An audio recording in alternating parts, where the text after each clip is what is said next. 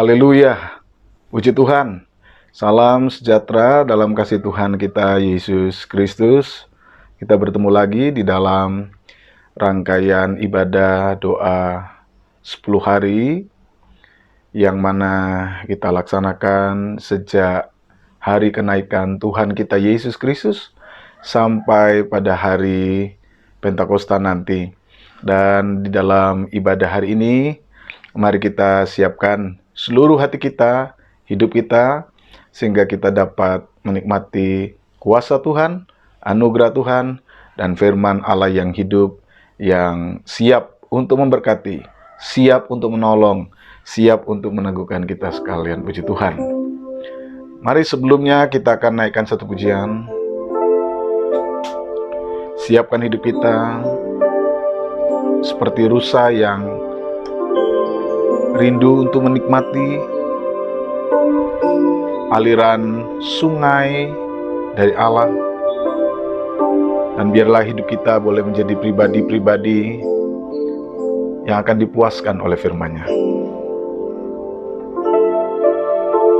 Seperti rusa rindu sungaimu, jiwaku rindu Engkau. Kaulah Tuhan hasrat hatiku, ku rindu menyembah-Mu. Engkau kekuatan dan perisaiku, kepadamu aku berserah. Kaulah Tuhan hasrat hatiku, ku rindu menyembah-Mu. Yesus, Yesus, Kau berarti bagiku. Yesus, Yesus, Kau segalanya bagiku.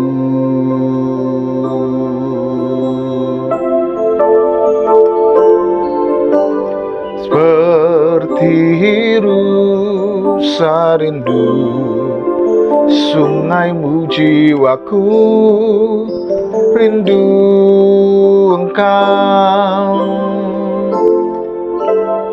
Kaulah Tuhan hasrat hatiku, ku rindu menyembah-Mu. Engkau kekuatan dan perisaiku, kepadamu aku berserah. Kaulah Tuhan hasrat hatiku, ku rindu menyembah-Mu.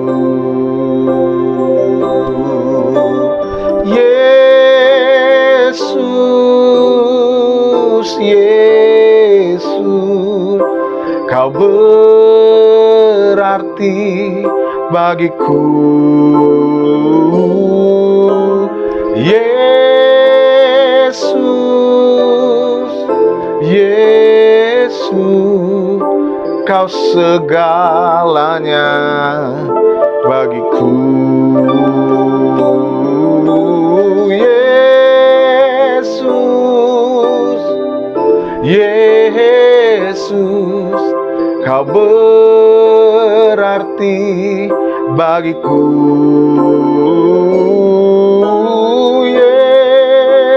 Yesus, Yesus, Kau segalanya bagiku.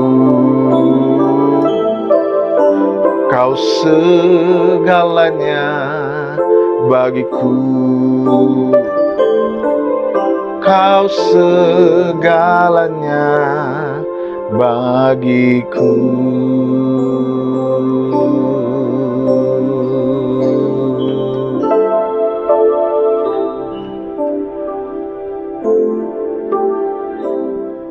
Mari kita satukan hati kita di dalam doa. Bapa, di dalam nama Yesus kami kembali datang kepadamu bersyukur karena segala kebaikan-kebaikan Tuhan yang kami rasakan dan nikmati di sepanjang hidup, di sepanjang hari, di sepanjang waktu yang Kau berikan kepada kami. Pada hari ini Tuhan, kami akan masuk kembali dalam renungan kami kepada firman Tuhan. Dan mari Engkau kiranya memimpin dan menyertai kami. Roh-Mu yang kudus, yang senantiasa bekerja, kiranya terus membimbing dan memimpin hidup kami, agar kami dikuatkan, kami dimampukan, kami dibentuk untuk hidup di dalam kehendak Tuhan. Berbicaralah Engkau ya Tuhan melalui firman-Mu, dan biarlah Roh Kudus bekerja, mempersiapkan hati dan pikiran kami, dan membuat kami mengerti apa yang menjadi kehendak Tuhan dalam kehidupan kami. Kami siap mendengarkan firman Tuhan dalam nama Tuhan kami, Yesus Kristus. Haleluya. Amin. Bapak, Ibu, dan Saudara yang dikasihi oleh Tuhan Yesus Kristus, oleh karena anugerah Tuhan, kita masih tetap dalam pemeliharaannya, kita masih tetap dalam kasih-Nya, kita masih tetap di dalam anugerah-Nya yang senantiasa memampukan kita untuk terus berjalan dan melihat kebaikan Tuhan dari hari lepas hari. Di dalam rangkaian doa 10 malam ini, kembali firman Tuhan akan disampaikan, dan hari ini pemberitaan firman Tuhan akan kita dasarkan dari pembacaan Alkitab kita pada surat Galatia yang kelima, mulai ayat yang ke-16 sampai ayat yang ke-26. Surat Galatia pasal yang kelima, ayat 16 sampai 26. Demikian pembacaan firman Tuhan. Maksudku ialah, hiduplah oleh Roh, maka kamu tidak akan menuruti keinginan daging. Sebab keinginan daging berlawanan dengan keinginan roh, dan keinginan roh berlawanan dengan keinginan daging. Karena keduanya bertentangan, sehingga kamu setiap kali tidak melakukan apa yang kamu kehendaki.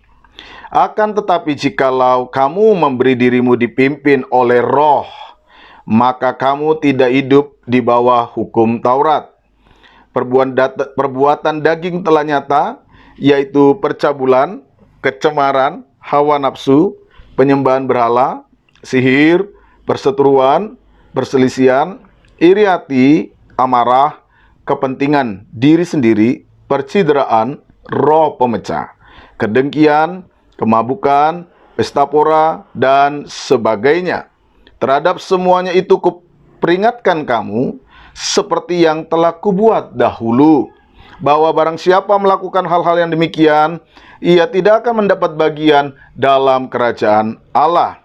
Tetapi buah roh ialah kasih, sukacita, damai sejahtera, kesabaran, kemurahan, kebaikan, kesetiaan, kelemah lembutan, penguasaan diri. Tidak ada hukum yang menentang hal-hal itu. Barang siapa menjadi milik Kristus Yesus, ia telah menyalibkan daging dengan segala hawa nafsu dan keinginannya. Jikalau kita hidup oleh Roh, baiklah hidup kita juga dipimpin oleh Roh. Dan janganlah kita gila hormat, janganlah kita saling menantang dan saling mendengki. Puji Tuhan. Sampai di situ pembacaan kita, saudara. Bapak, Ibu, dan saudara yang dikasihi oleh Tuhan Yesus Kristus, tema firman Tuhan sore ini adalah Roh Kudus dan pola hidup Kristen.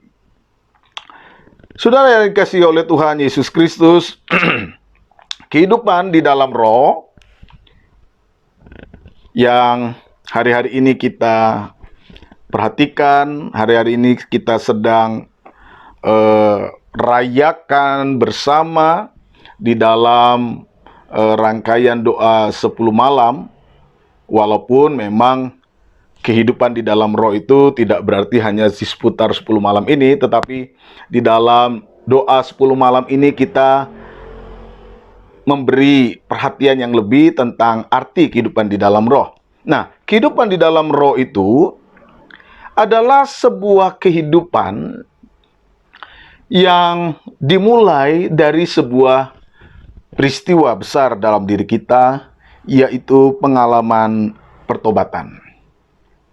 Jadi titik berangkat dari kehidupan di dalam roh, kehidupan yang dipimpin oleh roh, adalah kehidupan yang dimulai dari pertobatan. Jadi melalui pertobatan, setiap orang yang percaya, yang bertobat, itu memiliki akses kepada karya pekerjaan dari Roh Kudus yang besar dalam segala hal, ya. Baik itu menyangkut di dalam proses pembentukan karakter, kehidupan, ataupun pekerjaan Roh Kudus yang sifatnya pemberdayaan, pemberian kuasa, yang kemudian menjadi dasar dari pelayanan kesaksian kehidupan Kristen. Jadi saudara, intinya bahwa kehidupan di dalam roh itu adalah sebuah kehidupan yang dimulai dari pertobatan. Waktu Rasul Petrus berkhotbah setelah peristiwa baptisan Roh Kudus di Yerusalem, dan kemudian Rasul Petrus tampil berkhotbah. Di dalam akhir khotbahnya itu, Rasul Petrus kemudian memberikan sebuah pilihan atau sebuah dasar sikap yang perlu diambil oleh orang-orang yang ingin menerima baptisan Roh Kudus. Karena setelah peristiwa khotbah Petrus itu, banyak orang yang terharu, kemudian bertobat, dan akhirnya kemudian mereka bertanya kepada Petrus, apakah yang harus kami perbuat agar kami dapat melihat karya Tuhan? Nah, Petrus kemudian di dalam Kisah Rasul pasal 2 ayat 38 sampai ayat yang ke-39 kemudian berkata kepada mereka, jawab Petrus kepada mereka, bertobatlah dan hendaklah kamu masing-masing memberi dirimu dibaptis dalam nama Yesus Kristus untuk pengampunan dosamu, maka kamu akan menerima karunia Roh Kudus, dan seterusnya. Nah, saudara, di dalam ayat itu pun kita juga menemukan pemahaman bahwa memang kehidupan di dalam roh adalah sebuah kehidupan yang dimulai dari pertobatan. Rasul Paulus juga memiliki sebuah pemahaman yang kurang lebih sama, bahwa yang namanya kehidupan yang dipimpin oleh roh adalah kehidupan yang dimulai dari prinsip pertobatan. Rasul Yohanes juga memiliki pemahaman yang kurang lebih sama, bahwa mereka yang masuk di dalam pengalaman kelahiran baru, kehidupan yang mau bertobat, disitulah kemudian benih ilahi dari pekerjaan roh itu akan tumbuh. Jadi saudara, kehidupan kekristenan itu tidak bisa dipisahkan dari kehidupan pertobatan. Mulai dari titik pertobatan inilah seseorang akan terus dibangun di dalam sebuah kualitas kehidupan yang pada akhirnya membentuk diri orang Kristen tersebut pada tujuan kehidupan kekristenan yang tidak lain adalah memiliki karakter Kristus. Nah, hari ini saudara, kita akan belajar dua hal penting yang kita dapat lihat dari kehidupan karakter kekristenan yang diharapkan oleh Tuhan ada di dalam diri kita, yang merupakan wujud dari kehidupan yang hidup di dalam roh itu. Jadi saudara, akan ada banyak sekali tampilan kita akan melihat banyak sekali sebuah nilai-nilai kehidupan yang ditandai atau yang menandai kehidupan orang yang dipimpin oleh Roh itu tadi. Nah, yang pertama saudara, dari pembacaan surat Galatia pasal yang kelima, mulai ayat 16 sampai 26, kita akan menemukan dua hal yang kemudian menjadi wujud nyata dari kehidupan orang-orang yang dipimpin oleh Roh, sebagaimana yang disampaikan oleh Rasul Paulus ini. Mari kita lihat bersama-sama. Yang pertama, saudara, orang yang hidup di dalam Roh, menurut Rasul Paulus di dalam pembacaan ayat ini adalah orang yang akan membangun sebuah kualitas kehidupan kekristenan yang tidak bersifat legalistik, tetapi berdasarkan kepada iman atas karya keselamatan Yesus Kristus. Yang pertama, saudara, orang yang hidup di dalam Roh adalah orang yang akan membangun sebuah kualitas kehidupan kekristenan yang tidak bersifat legalistik, tetapi berdasarkan kepada iman atas karya keselamatan Yesus Kristus. Bagaimana kemudian kita memahami hal yang pertama ini, saudara? Kalau kita membaca di dalam surat Rasul Paulus ini, saudara, maka di dalam penjelasan Rasul Paulus tentang kehidupan di dalam Roh ini, Rasul Paulus mencoba mengkaitkan bahwa mereka yang hidup di dalam Roh adalah mereka yang tidak terjebak kepada usaha-usaha untuk membawa kehidupannya memiliki status keselamatan melalui tindakan-tindakan untuk melakukan Torah. Ini yang sebenarnya menjadi konteks di dalam pembahasan Rasul Paulus di dalam ayat-ayat ini. Rasul Paulus mengecam adanya orang-orang Kristen yang pada waktu itu masih kemudian terjebak di dalam pola-pola kehidupan yang lama yang bersifat Taurati, setelah mereka sebenarnya mengenal kasih karunia Tuhan di dalam iman kepada Yesus Kristus.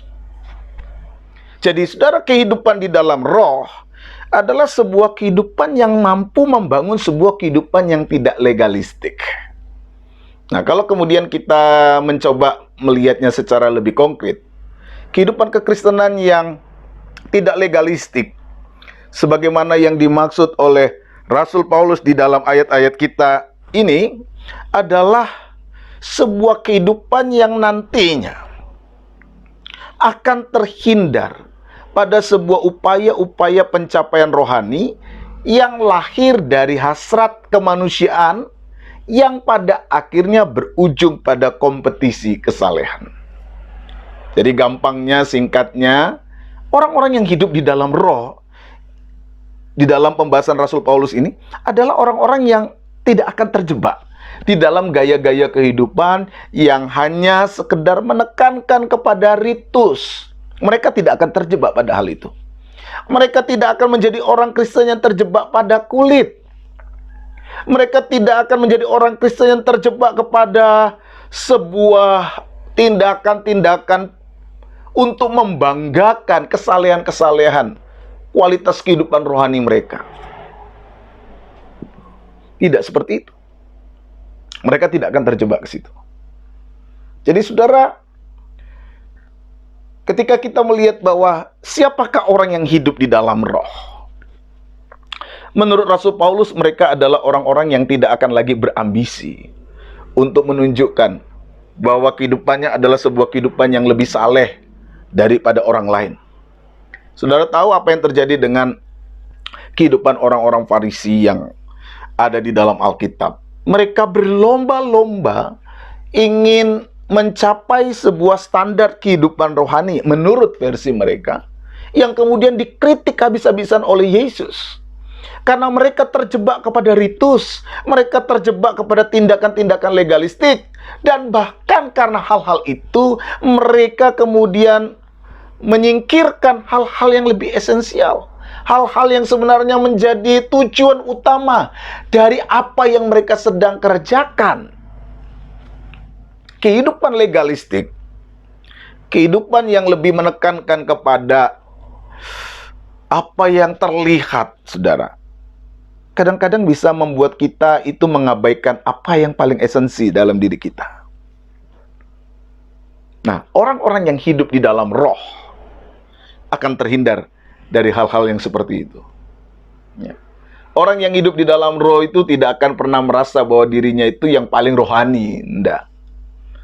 Orang-orang yang hidup di dalam roh itu tidak akan pernah kemudian membawa kehidupannya kepada sebuah upaya-upaya persaingan rohani yang membuat hidupnya kemudian merasa lebih daripada orang lain, yang ingin membawa hidupnya lebih terlihat di hadapan orang lain, yang akan membawa kehidupannya mengejar kepada prestasi-prestasi yang seringkali dianggap oleh orang sebagai prestasi-prestasi rohani. Orang yang hidup dalam roh tidak akan tergiur kepada hal-hal seperti itu. Karena kompetisi-kompetisi seperti itu pasti akan membawa orang kehilangan fokus dari kehidupan kerohanian itu. Yang terjadi justru sebaliknya. Orang-orang yang berambisi kepada upaya-upaya pencapaian rohani yang lahir dari hasrat kemanusiaan tadi akan lebih mudah untuk melihat orang lain itu lebih rendah dari dirinya. Merasa orang lain itu tidak rohani, merasa dirinya yang lebih rohani. Oh, hanya aku saja yang penuh Roh Kudus, yang sana enggak. Tidak. Orang yang hidup di dalam roh itu justru tidak seperti itu. Karena apa?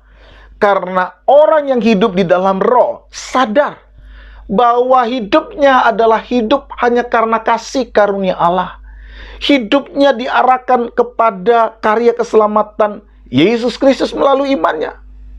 Dia tidak pernah merasa bahwa apa yang ia nikmati, ia capai sebagai hasil pencapaiannya. Ya.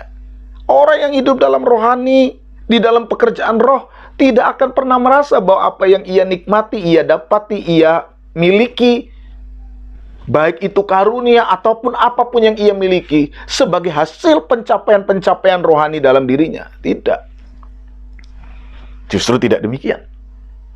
Makanya, Rasul Paulus menekankan, kalau engkau hidup di dalam roh, kamu tidak akan hidup di dalam Taurat. Kamu tidak akan hidup di dalam hukum Taurat.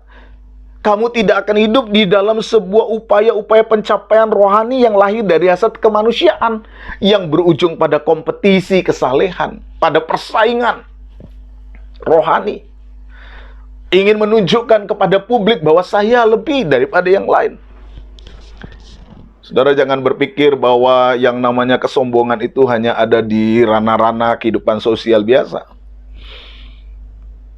Kadang-kadang persoalan kesombongan rohani itu terjadi di dalam lingkup gereja, terjadi dalam lingkup hidup rohani. Saudara, kalau hari ini kita mencoba untuk memahami apa arti kehidupan di dalam roh, maka berdasarkan catatan Rasul Paulus, kehidupan di dalam roh akan membuat hidup seseorang untuk membangun sebuah kualitas kehidupan yang tidak bersifat legalistik, formal, tetapi berdasarkan iman pada karya keselamatan dari Tuhan Yesus Kristus. Dia sadari bahwa apa yang ia miliki hanya karena Tuhan. Apa yang ia dapat hanya karena Tuhan. Bukan karena hidupku, bukan karena kemampuanku. Dan karena itu, maka tidak perlu ia memandang bahwa seakan-akan orang lain kehidupan rohaninya lebih rendah. Orang lain kok kehidupan rohaninya tidak seperti saya. Kok kamu kehidupan rohaninya kok seakan-akan tidak seperti apa yang seharusnya dimiliki orang Kristen. Kehidupan kekristenan yang hidup di dalam roh akan terhindar dari hal itu. Karena mereka menyadari bahwa apa yang mereka miliki itu semua hanya karena Tuhan. Itu semua karena anugerah Tuhan. Kasih Tuhan yang besar dalam dirinya membuat mereka tidak lagi berhasrat untuk seakan-akan, oh, akulah orang yang paling saleh di dunia ini. Akulah orang yang paling dipakai Tuhan di dunia. Enggak. Karena dia tahu semua hidupnya hanya berasal dari Tuhan. Inilah karakter kekristenan yang pertama yang menjadi tanda bahwa seseorang itu hidup di dalam roh. Ya. Ia tidak akan hidup di dalam kualitas model kehidupan Taurati, atau tidak hidup di dalam hukum Taurat, tidak hidup di bawah kehidupan yang melandaskan kepada upaya-upaya kemanusiaan di dalam mencapai apa yang menjadi tujuan kehidupan iman itu sendiri. Itu yang pertama, saudara. Yang kedua, kehidupan yang ada di dalam roh, menurut Rasul Paulus, itu ditandai dengan adanya model kehidupan yang menghasilkan buah kehidupan roh yang nyata dan bukan pekerjaan daging. Ini yang kedua. Apakah artinya hidup di dalam roh? Apakah artinya hidup di dalam pimpinan roh? Apakah artinya hidup di dalam Roh Kudus? Dan apa kemudian dampak nyatanya di dalam pola kehidupan kekristenan? Mereka yang hidup di dalam roh akan menghasilkan buah, sebagaimana yang kemudian digambarkan dalam Galatia pasal 5 ayat 22 sampai 23 tadi. Ada kasih, sukacita, damai sejahtera, dan seterusnya. Kehidupan di dalam roh itu ditandai dengan buah yang nyata. Ada hasil yang nyata di dalam praktek kehidupannya. Kehidupan di dalam roh akan mendorong seseorang untuk dapat bermanfaat bagi kehidupan bersama. Ya. Kehidupan di dalam roh akan membawa seseorang terhindar dari kehidupan yang disebut oleh Rasul Paulus pekerjaan-pekerjaan daging. Apa pekerjaan daging tadi? Ya, saudara bisa lihat di dalam ayat-ayat ini, dalam Galatia pasal 5 ayat yang ke-19 sampai 21, saudara bisa melihat apa itu pekerjaan daging. Ya. Di dalamnya ada iri hati, ada roh pemecah, ada kepentingan diri sendiri, dan macam-macam, saudara. Digambarkan di dalam ayat-ayat itu, ya. Percabulan, kecemaran, hawa nafsu, penyembahan berhala, perseteruan, perselisihan, iri hati, amarah, kepentingan diri sendiri, percirdaan, roh pemecah, kedengkian, kemabukan, pesta pora, dan sebagainya. Ada banyak sekali, saudara. Ya, hal-hal yang disampaikan oleh Rasul Paulus tentang kehidupan daging itu. Dan sebagian besar model kehidupan itu kadang-kadang muncul dalam kehidupan bergereja bersama. Ada iri hati, kepentingan diri sendiri, sikap percirdaan, roh pemecah, semangat berseteru, semangat berselisih, dan sebagainya. Saudara, kehidupan di dalam roh tidak ditandai dengan kehidupan yang seperti itu. Tetapi kehidupan di dalam roh ditandai dengan sebuah kehidupan yang memiliki kualitas yang baik. Kualitas kehidupan yang menghasilkan sebuah nilai-nilai utama di dalam hidup. Dalamnya ada kasih dan sebagainya, yang digambarkan di dalam Alkitab sebagai nilai-nilai penting. Sehingga Rasul Paulus melihat hal ini sebagai hal yang pertama disebutkan di dalam buah roh itu. Itulah pekerjaan roh. Itulah pekerjaan yang dihasilkan oleh Roh Kudus di dalam hidup orang percaya. Mereka yang fokus hidup di dalam roh akan terus menghasilkan buah-buah keindahan, menghasilkan buah-buah kehidupan. Mereka yang fokus hidup di dalam roh akan terhindar dari perbuatan daging. Jadi mengapa orang yang hidup di dalam roh itu terus berbuah dengan buah-buah yang baik, saudara, dalam kehidupannya? Mengapa kehidupan di dalam roh itu terus menghasilkan buah-buah kehidupan? Karena apa? Karena mereka memiliki kesadaran bahwa kehidupannya ini adalah sebuah kehidupan yang telah ditebus oleh darah Kristus. Nah, aplikasinya yang muncul adalah sebuah kehidupan yang nyata. Karena roh tidak akan pernah menggiring seseorang kepada kehidupan kedagingan. Dan Rasul Paulus mengingatkan kepada jemaat, bagaimana caranya? Engkau dapat konsisten menghasilkan buah. Teruslah berfokus kepada hal yang benar. Teruslah berpikir kepada hal yang benar. Teruslah fokus kepada yang namanya pertumbuhan. Terus mengalami perubahan di dalam kehidupanmu.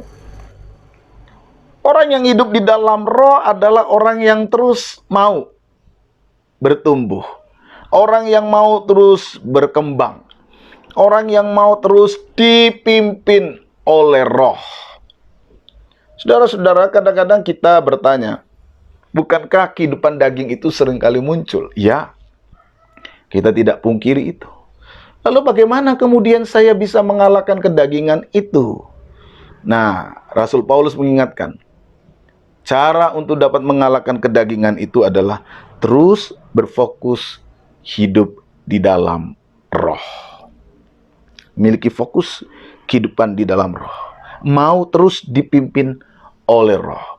Tidak menyerahkan hidup ini kepada semangat kedagingan.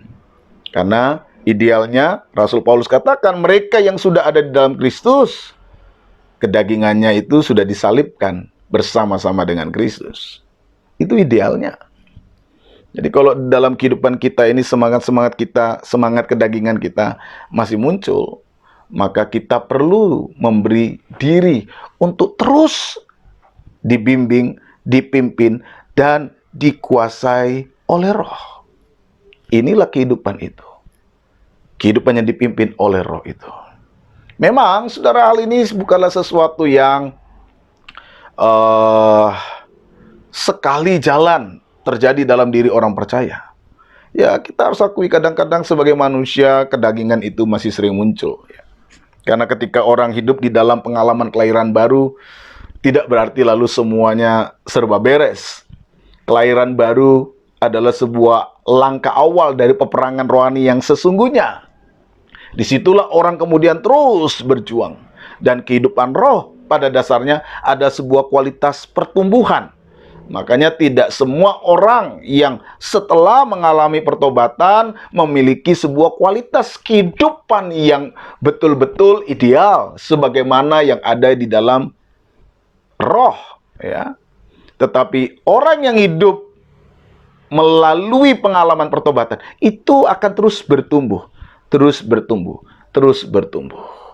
Itu sebabnya Rasul Paulus ingatkan di dalam pembacaan ini, khususnya di dalam ayat 25, kalau kamu memang hidup di dalam roh, kalau kamu memang sudah bertobat, kalau kamu memang sudah mengalami pengalaman kelahiran baru, hendaklah engkau terus dipimpin oleh roh.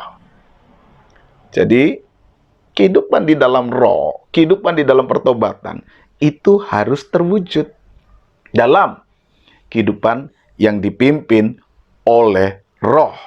Kehidupan yang dipimpin oleh roh akan berimbas pada pelayanan kesaksian. Mengapa?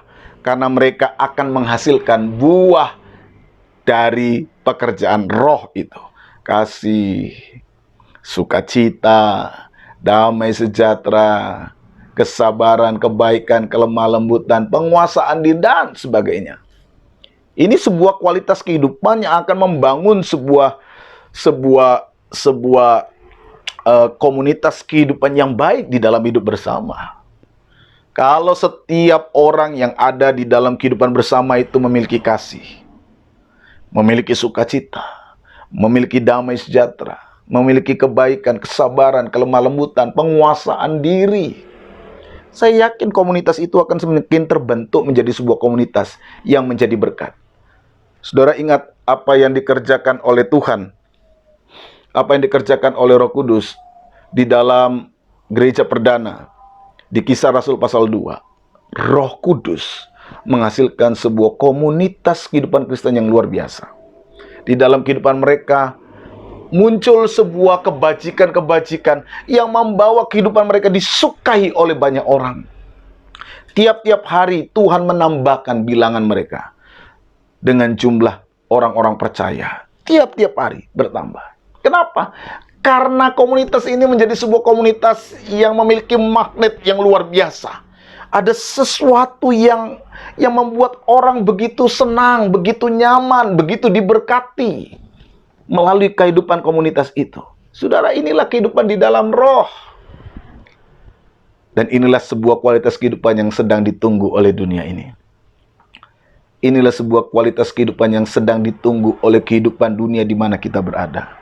Sebuah kehidupan komunitas yang mampu menjadi berkat. Saudara, inilah hidup di dalam roh. Kehidupan di dalam roh akan memampukan kita menghasilkan karakter-karakter kehidupan sebagaimana yang Kristus kehendaki. Yang pertama tadi, kita akan terhindar dari sebuah pola-pola kehidupan legalistik formal yang hanya mengarahkan kita kepada semangat kompetisi, semangat untuk menunjukkan bahwa saya lebih hebat dari yang lain, semangat yang didasarkan kepada sebuah keyakinan bahwa keselamatan bisa kita upayakan. Kehidupan rohani, kehidupan di dalam roh, bukan kehidupan yang seperti itu. Kehidupan roh adalah kehidupan yang menyadari bahwa dia adalah sebuah kehidupan yang lahir hanya karena karya keselamatan. Sehingga tidak ada lagi semangat untuk berkompetisi. Tapi yang lahir adalah semangat untuk menjadi berkat. Tidak ada lagi semangat untuk sekedar mengejar hal-hal yang bersifat kulit. Hal-hal yang bersifat hanya permukaan. Tetapi lebih mengejar kepada tujuan. Kasih, itulah tujuan utama dari Torah. Itu yang hasilnya ingin disampaikan oleh Kristus. Inilah yang ingin diajarkan oleh Kristus. Kehidupan kekristenan itu, sebagaimana tafsiran Kristus, adalah kehidupan yang menuju kepada puncak kehidupannya, itu memiliki kualitas kasih. Taurat kan hidupnya ke sana. Makanya seluruh isi hukum Taurat itu adalah kasihilah Tuhan Allahmu, kasihilah sesamamu.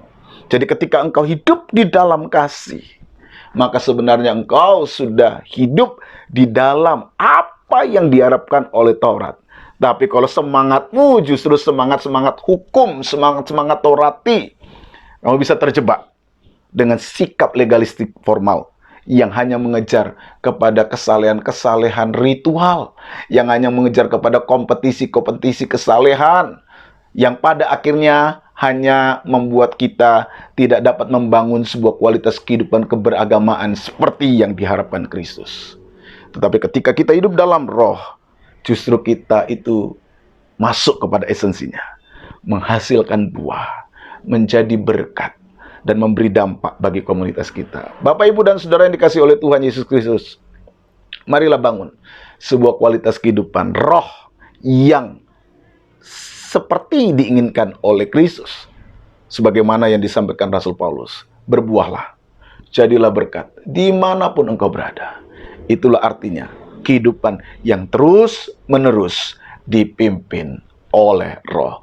Tuhan kiranya memampukan kita, Tuhan kiranya memberi kita kekuatan untuk membangun kualitas hidup seperti itu, karena inilah yang Tuhan mau untuk kita praktekkan dalam kehidupan kita setiap hari. Tuhan kiranya memberkati kita sekalian. Amin. Puji Tuhan.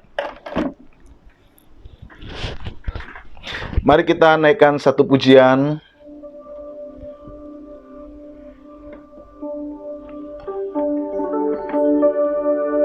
Sukacitaku penuh, ku bermazmur bagimu, karena ku tahu ku berkemenangan oleh darah Kristus.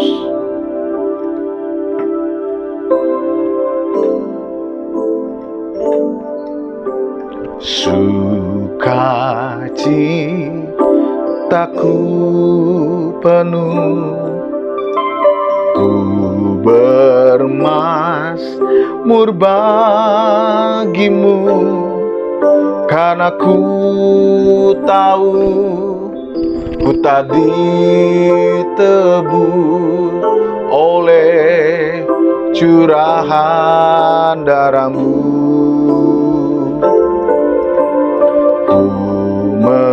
menari bagimu. Ku memuji namamu, karena ku tahu ku berkemenangan oleh curahan darahmu. Darahmu Yesus sucikan daku. Darahmu Yesus bebaskanku. Darahmu Yesus ubahkan daku. Ku dijadikan baru. Darahmu Yesus sucikan daku. Darahmu Yesus bebaskanku. Darahmu Yesus ubahkan daku.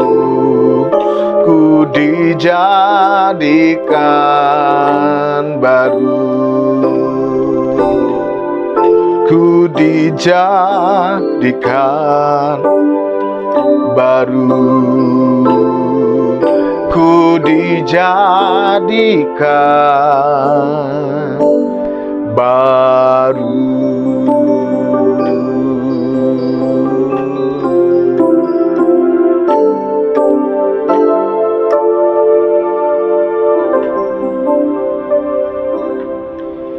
Kami mengucap syukur kepadamu Tuhan, karena anugerah-Mu yang besar, karena kebaikan-Mu, karena kasih setia-Mu dalam hidup kami yang tidak pernah berubah. Menjamin kami untuk tetap hidup di dalam pekerjaan-Mu yang kudus, menolong dan mampukan kami hidup di dalam Roh-Mu yang kudus. Dan kami percaya bahwa pekerjaan Roh itu akan terus bekerja di dalam kehidupan kami, sehingga kami anak-anak-Mu Tuhan mampu menghasilkan buah yang indah, buah dari pekerjaan Roh yang menjadi berkat dimanapun kami berada. Mari Tuhan, Engkau pimpin kami. Mari Tuhan, Engkau kuatkan kami itu dapat bersaksi melalui kehidupan kami, menghasilkan buah-buah yang indah yang dapat dinikmati, dapat dirasakan oleh setiap orang, sehingga kami umat-Mu, anak-anak-Mu, menjadi saksi-saksi Tuhan yang hidup bersama dengan Tuhan, hidup di dalam Tuhan, dan senantiasa membawa kehidupan kami menjadi saksi Tuhan yang indah. Berkati kami semua, berkati setiap anak-anak-Mu, berkati setiap pribadi mendengarkan firman ini. Hamba berdoa kiranya mereka diberkati, mereka dikuatkan, mereka diubah, dan mereka terus dibangun dalam kehidupan seperti Kristus. Berkatilah bangsa dan negara kami. Berkatilah bangsa ini. Pulihkanlah bangsa ini. Bangkitkan bangsa ini. Oleh karena kemurahan dan kasih setia Tuhan. Bapa, kami sebentar akan menutup pemberitaan firman-Mu. Mari Engkau turun atas kami semua. Memberkati kami. Dan biarlah hidup kami senantiasa terus bertumbuh di dalam Tuhan dari hari ke hari. Saudaraku yang terkasih, marilah kita terima berkat dari Tuhan. Kiranya anugerah damai sejahtera dari Tuhan Yesus Kristus, kasih Allah Bapa dalam persekutuan Roh Kudus, kiranya menyertai-mu hari ini sampai selama-lamanya dalam berkat nama Tuhan Yesus Kristus. Haleluya. Amin. Tuhan kiranya memberkati kita sekalian. Tetap semangat, tetap percaya. Kita akan menjadi pemenang-pemenang di dalam Tuhan. Haleluya, puji Tuhan.